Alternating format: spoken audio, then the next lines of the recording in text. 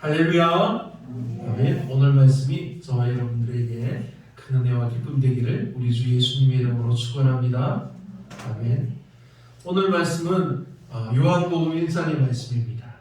요한복음은 말씀이 육신이 되어서 우리에게 오신 그 말씀, 하나님의 은혜의 말씀을 하나님께서 우리에게 알게 하시는 말씀입니다. 우리는 살아가면서 누구나 모든 사람이 상실감을 느끼고 상처를 입으면서 또 살아갑니다.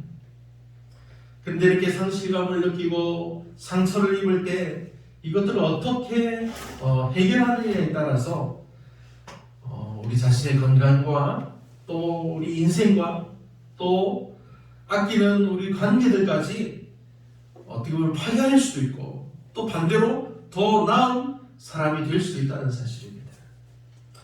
시편 34편 18절 말씀에 이것을 여호와는 마음이 상한 자를 가까이 하시고 충심으로 통회하는 자를 구원하시는도다라고 말씀하십니다. 이 말씀에서는 죄와 허물을 뼈저리게 아파하고 죄로 인해서 주님을 근심케 한 것을 철저하게 뉘우치고 자신을 부인하는 마음을 상한 심령이라고 말합니다. 또 자신이 범죄를 스스로 해결할 수 없음을 깨닫고 하나님께 매달리는 마음을 말하는 것입니다. 그래서 시편 51편 말씀에 이렇게 말씀하십니다. 하나님께서 구하시는 제사는 상한 심령이라. 하나님이여 상하고 통회하는 마음을 주께서 멸시하지 아니하시리라. 이렇게 말씀하셨습니다. 그래서 오늘 말씀 7절을 보면 그가 증언하러 왔다고 분명히 기록하고 있습니다. 이 사람은 바로 세례 요한입니다. 세례 요한은 예수 그리스도 우리 주님을 증언하러 온 것입니다. 그리고 오늘 말씀이 시작됩니다. 19절부터 28절의 내용입니다. 무슨 내용을 말씀하고 있습니까? 유대인들이 세례를 베풀고 있는 세례 요한을 찾아와서 그가 그리스도인인지 아니면 엘리야인지 아니면 선지자인지 묻습니다. 그러나 세례 요한의 대답은 어떻습니까? 나는 선지자 이사야의 말과 같이 주의 길을 곧게 하라고 광야에서 외치는 자의 소리로다 하니라. 자신은 그리스도 아니라고 말합니다. 그리고 오늘 말씀은 분명히 우리 모두에게 말씀해 주십니다. 그는 이 빛이 아니요 이 빛에 대하여 증언하러 온 자라. 아멘. 이 유대인들의 이 지도자들이 갑자기 유대 광야에 나타나서 회개의 세례를 베풀고 있는 요한을 메시아인 줄, 그리스도인 줄 알고 사람들을 보내어서 묻게 한 것입니다.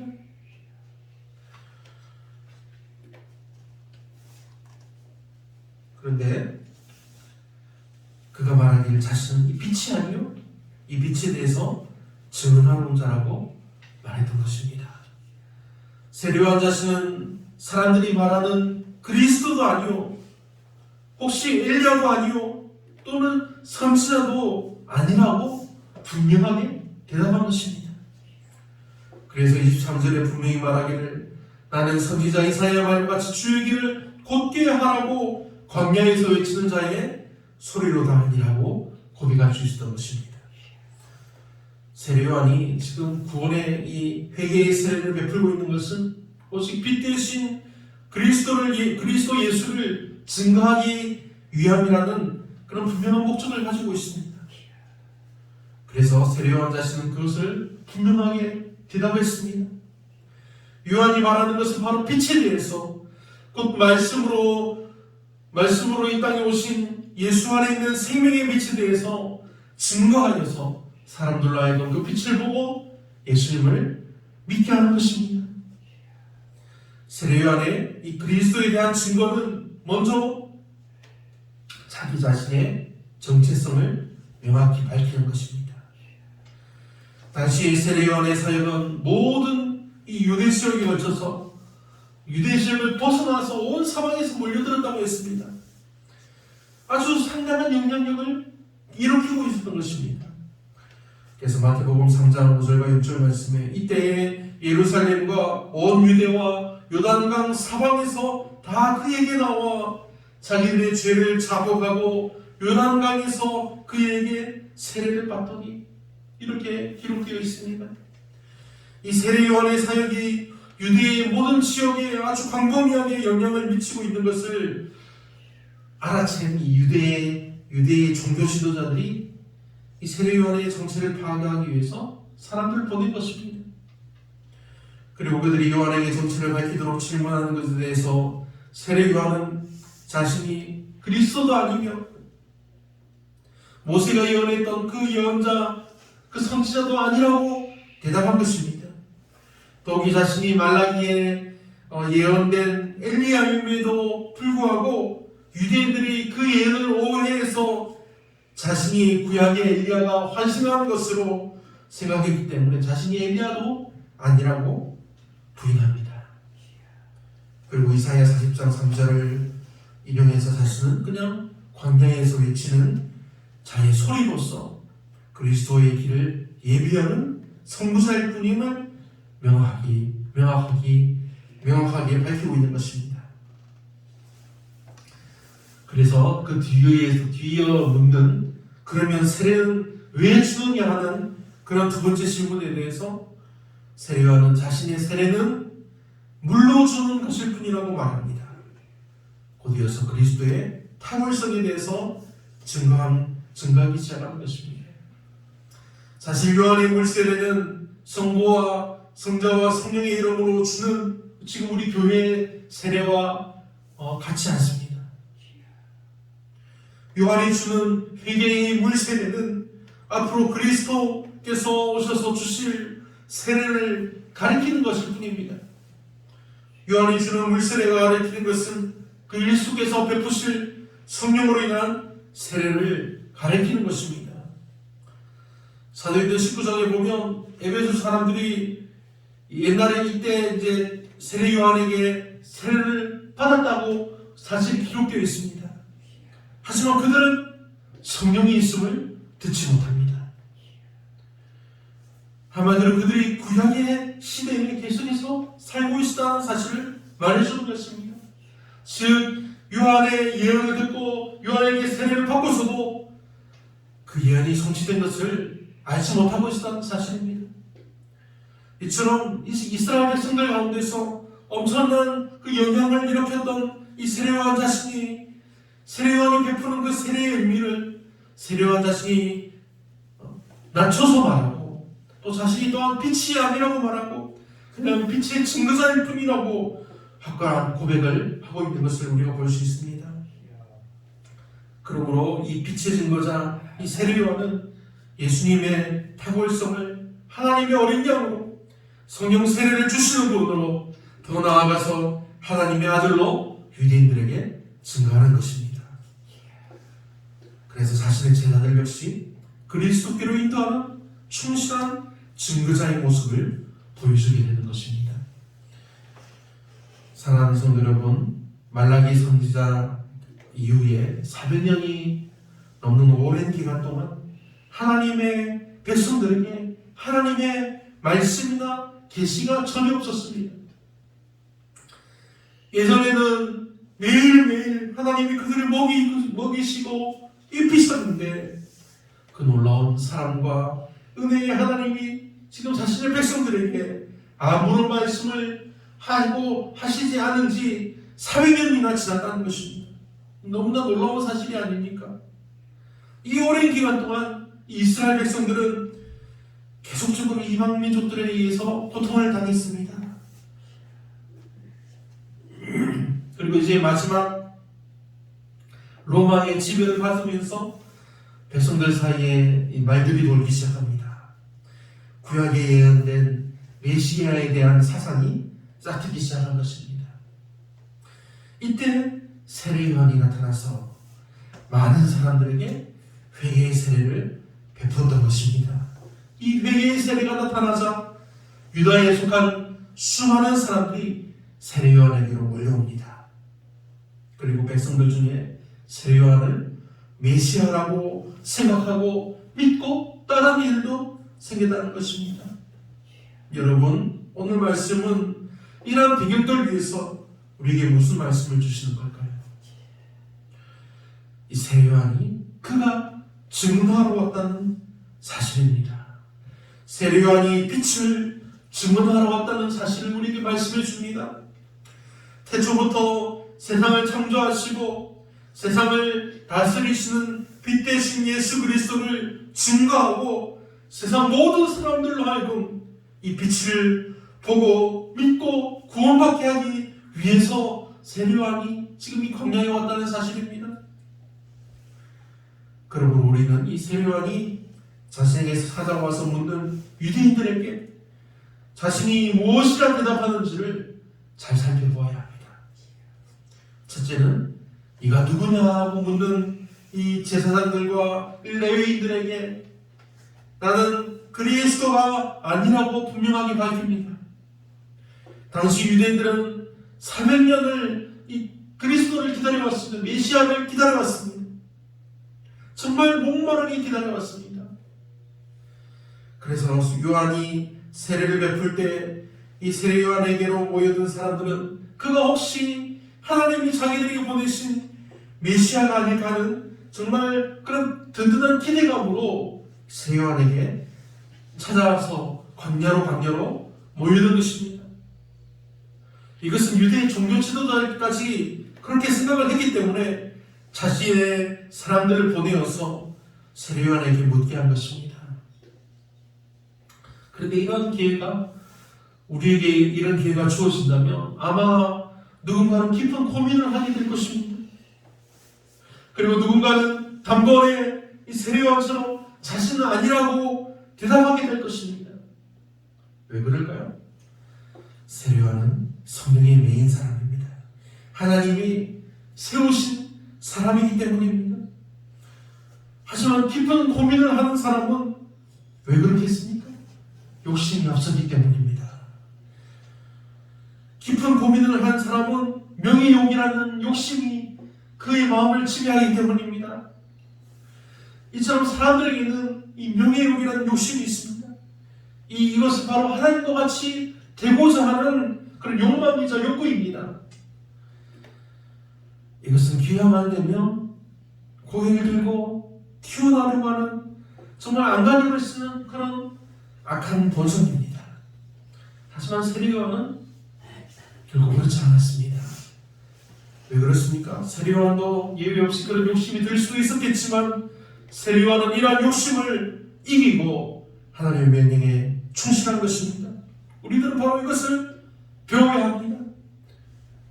사탄의 이름이 무엇입니까? 루시퍼입니다. 루시퍼. 예전에는 하나님을 섬기는 하나님을 수종들던 아름다운 천사였습니다. 그러나 루시퍼가 왜 하늘에서 떨어져서 땅에 지켰습니까? 왜 사탄이 되어서 우리 모든 사람을 힘들게 하는 우리의 원수가 되었습니까? 이사야 14장 12절부터의 말씀입니다. 너 아침의 아들 계명성이여 어찌 그리 하늘에서 떨어졌으며 너 열국을 높은 자여 어찌 그리 땅에 지켰는고 네가 네 마음에 이르기를 내가 하늘에 올라 하나님의 묵별 위에 내 자리를 높이리라 내가 북극 지폐의 산 위에 앉으리라 가장 높은 구름에 올라가 지극히 높은 자와 같아지리라 하는도다. 그러나 이제 네가 수월 곧 구덩이 맨 밑에 떨어짐을 당하리라. 아멘. 사탄이 이렇게 하나님과 같은 자리, 하나님과 더 높은 자리에 올라서 하나님과 같아지리라 하는 마음을 품자 하나님이 그를 가장 아래의 자리로 끌어내신 것입니다. 그리고 우리 사람들과 영원히 원수가 되게 하셨습니다. 사랑하는 성도 여러분, 우리는 모두 이 세상에서 각자의 자리에 맞춰서 우리가 살아갑니다. 그러나 우리가 항상 기억하고 생각해야 하는 것은 예수 믿기 전에 내가 죄인이었다는 사실입니다. 그리고 예수 그리스도를 믿음으로 말미암아 우리가 모든 죄를 씻음받고 영생을 얻는 구원의 은혜를 누린다는 사실입니다. 이 놀라운 사실을 믿으십니까? 아멘. 예수 그리스도의 이름을 믿으신다면 모두가 크게 아멘 하시기 바랍니다. 아멘. 아멘. 로마서 12장 3절 말씀이 이것을 우리에게 밝히 말씀해 줍니다. 내가 내게 주시는 대로 말미암아 너희 중 각 사람에게 말하노니 마땅히 생각할 그 이상의 생각을 품지 말고 오직 하나님께서 각 사람에게 나눠주신 믿음의 분량대로 지혜롭게 생각하라. 그리고 고린도서 10장 13절 말씀도 우리에게 말씀해 줍니다.